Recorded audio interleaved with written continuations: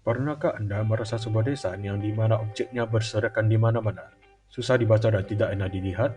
Ini memungkinkan karena desainnya kurang bagus di layout.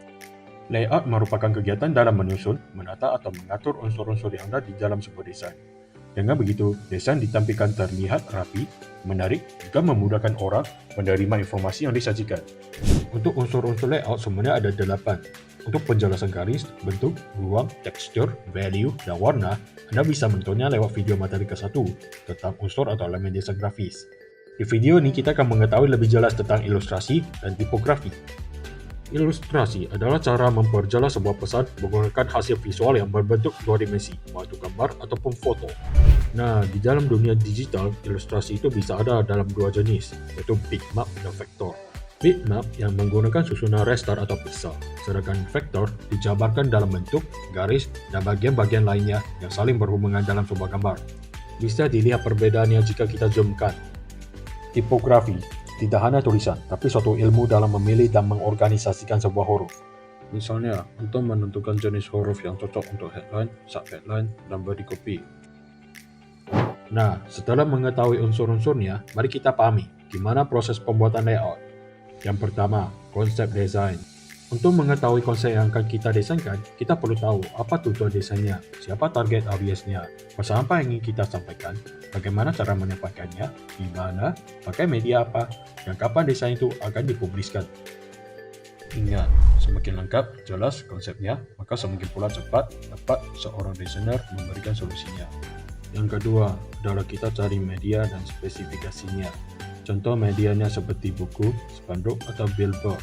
Salah satu contoh spesifikasi yang akan dipertimbangkan adalah jarak yang benar antar orang dan desain.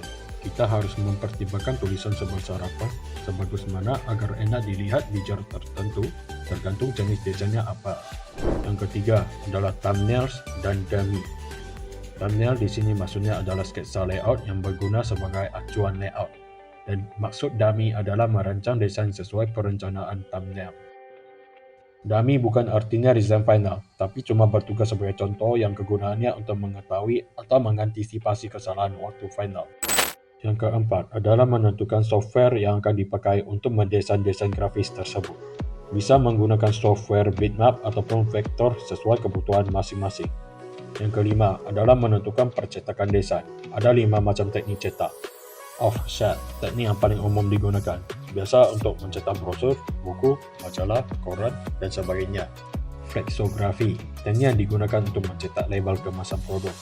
Photogravure, biasa menggunakan bahan plastik, umumnya untuk kemasan produk.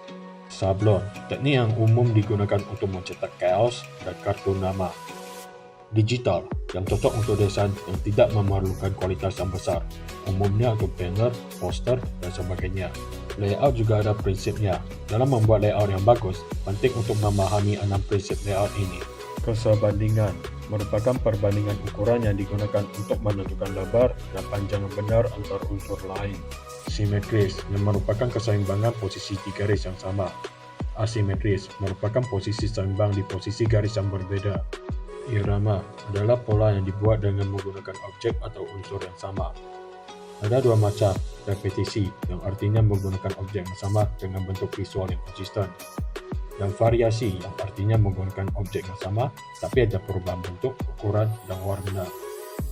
Kontras yaitu menggunakan warna untuk membedakan objek mana yang menonjol dan objek mana yang tidak. Tujuannya ialah memberikan penekanan kepada orang lain kepada sesuatu yang menonjol. Kesatuan dalam menyatu unsur-unsur layout untuk menghasilkan pesan atau tujuan yang ingin kita sampaikan. Dan yang terakhir adalah keseleraan, yang setiap unsur di dalam layout mempunyai keseimbangan, keteraturan, kesatuan, dan perpaduan, baik dari segi bentuk ataupun segi warna.